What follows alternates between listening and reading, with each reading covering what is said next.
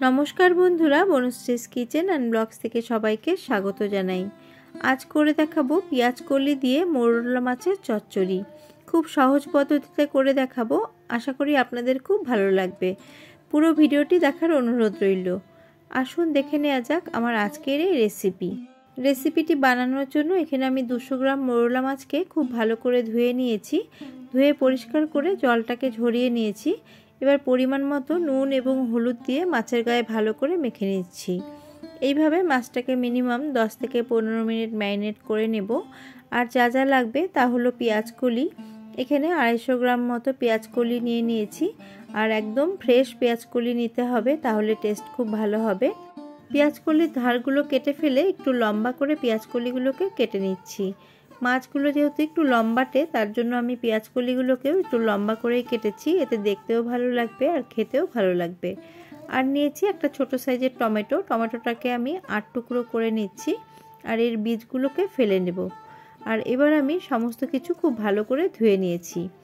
এখানে নিয়ে নিয়েছি একটা ছোট সাইজের পেঁয়াজ, একদম ছোট সাইজ নিয়েছি, এটাকে আমি গ্রেট করে নেব। আর লাগবে রসুন, আমি 5-6 কোয়া রসুন নিয়ে নিয়েছি। আর নিয়েছি কাঁচা লঙ্কা। রসুনটাকে আমি থেতো করে নিয়েছি আর কাঁচা লঙ্কাগুলোকে চিড়ে নিয়েছি। এবার আমি যে গ্রেট করেছি যে পেঁয়াজটা, তার মধ্যে কিছু মেশাবো। দেখুন এখানে আমি নিয়ে নিলাম জিরে গুঁড়ো, 1 চামচের থেকে একটু কম নিয়ে নিয়েছি জিরে গুঁড়ো। 1/2 চা চামচ নিচ্ছি ঝাল লঙ্কার গুঁড়ো। 1/2 চা চামচ নিয়ে নিচ্ছি কাশ্মীরি লাল লঙ্কার গুঁড়ো, এটা অপশনাল, কালারের জন্য দিয়েছি, আপনারা চাইলে স্কিপও করতে পারেন। আর দিয়ে দিলাম পরিমাণ মতো হলুদ গুঁড়ো। এখানে আমি 1/2 চামচের থেকে একটু বেশি হলুদ গুঁড়ো দিয়েছি। এবার আমি এর মধ্যে অনেকটা পরিমাণ জল দিয়ে দিলাম। জল দিয়ে এটাকে ভালো করে গুলে রাখবো। আর কেন এর মধ্যে বেশি পরিমাণ জল দিয়েছি সেটা আমি আপনাদের পরে দেখাবো। এবার চলে যাচ্ছি রান্নাতে। প্রথমে মাছগুলো ভাজবো, তার জন্য কড়ার মধ্যে আমি তেল অলরেডি গরম করে নিয়েছি। যখন তেল খুব বেশি গরম হয়ে গেছে তখন আমি মাছগুলো এর মধ্যে দিয়ে দিচ্ছি।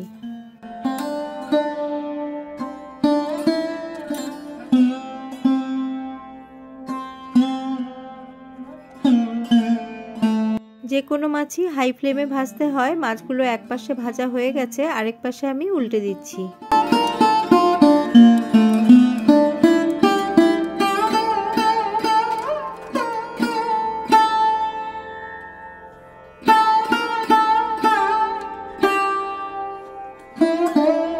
মাঝারিভাবে মাছগুলোকে ভেজে নিয়েছি। এবার তেলটাকে ঝরিয়ে নিয়ে মাছগুলোকে তুলে নিচ্ছি।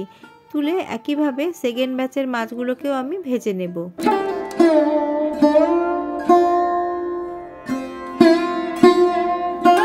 সেকেন্ড ব্যাচের মাছও আমার ভাজা হয়ে গেছে। মাছগুলো তুলে নিয়ে অল্প একটু তেল কড়াইতে ছিল, তার মধ্যে আমি আরেকটু তেল অ্যাড করে দিলাম। তেল গরম হয়ে গেলে থেতো করে রাখা রসুন এর মধ্যে দিয়ে দিলাম।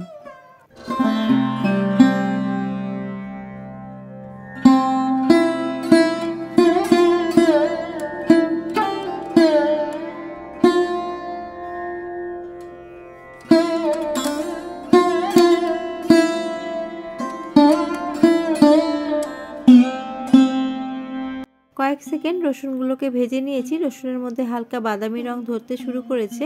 এবার কেটে ধুয়ে রাখা পেঁয়াজ কলিগুলো দিয়ে দিচ্ছি।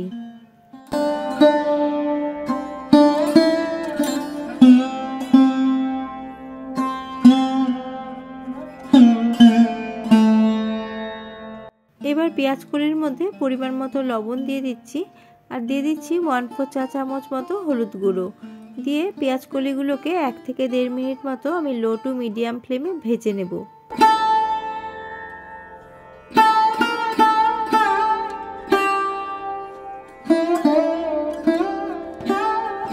পেঁয়াজ কলিগুলোকে মিনিট খানিক আমি নাড়াচাড়া করে নিয়েছি। এবার পেঁয়াজ কলিগুলো যাতে একটু মজে যায়, তার জন্য আমি লো ফ্লেম করে 2 মিনিটের জন্য ঢাকা চাপা দিয়ে রান্না হতে রাখলাম। ফিরে এলাম 2 মিনিট পর। পেঁয়াজ কলি রান্না হতে কিন্তু খুব কম সময় লাগে। আর দেখুন মিনিট 2 এর মধ্যেই পেঁয়াজ কলি থেকে কিছুটা জল বেরিয়েছে আর পেঁয়াজ কলি অনেকটা মজেও এসেছে। এবার এর মধ্যে আমি যে টমেটো কেটে রেখেছিলাম সেই টমেটোগুলো দিয়ে দিলাম। দিয়ে একটুখানি নাড়াচাড়া করে নেব। আর দিয়ে দিলাম একসাথে চেরা কাঁচা লঙ্কা।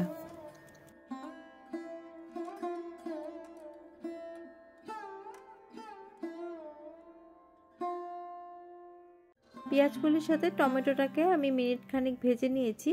এবার আমি যে মশলাটা গুলে রেখেছিলাম সেই মশলাটা দিয়ে দিচ্ছি।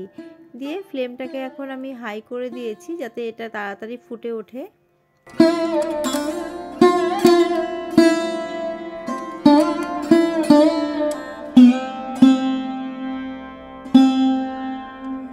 আমি যে মশলাটা দিয়েছি সেটা কিন্তু খুব ভালো করে ফুটতে শুরু করেছে। এবার এর মধ্যে আমি আরও 1 কাপের থেকে একটু কম জল অ্যাড করে দিয়েছি, কেননা মাছ এবং পেঁয়াজকলি সমস্ত কিছু সেদ্ধ হবে ভালো করে, তার জন্য।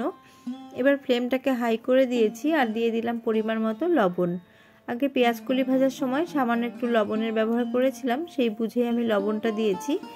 এবার ভেজে রাখা মাছগুলো আমি এর মধ্যে দিয়ে দিলাম।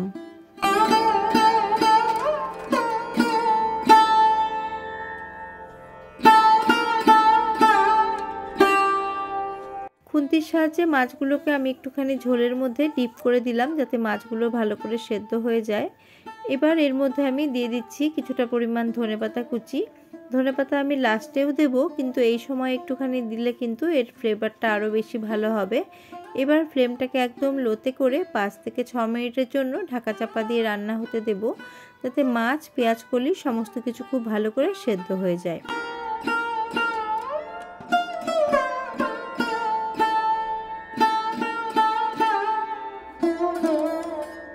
ফিরে এলাম 6 মিনিট পর। মাঝে আমি ঢাকা তুলে কিন্তু একবারও নেড়ে দেইনি, কেননা ছোট মাছ রান্না করছি, বেশি নাড়াচাড়া করলে কিন্তু মাছগুলো ভেঙে যেতে পারে। আর দেখুন এখানে মাছ, পেঁয়াজকলি, টমেটো সব কিছু কিন্তু খুব ভালো করে সেদ্ধ হয়ে গেছে।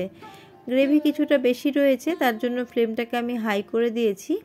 আর আমি একটু নুনটা চেক করে নিলাম, নুন একটু কম মনে হচ্ছে, তার জন্য একটু নুন দিয়ে আবারও ভালো করে মিশিয়ে নিচ্ছি।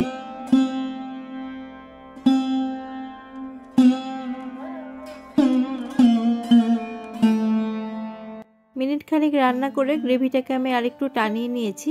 এখন গ্যাসের ফ্লেমটাকে অফ করে দিয়েছি। অফ করে দিয়ে আরও কিছুটা ফ্রেশ ধনেপাতা কুচি দিয়ে দিচ্ছি। শীতকালীন যে কোনো রান্নাতেই কিন্তু ধনেপাতা তার স্বাদ অনেকটাই বাড়িয়ে দেয়, আর এই চচ্চড়ির ক্ষেত্রেও কিন্তু তার অন্যথা হয়নি। ভালো করে নাড়াচাড়া করে আমি 5 মিনিট স্ট্যান্ডিং টাইমে রেখে তারপরে আমি আপনাদের সার্ভ করে দেখাচ্ছি।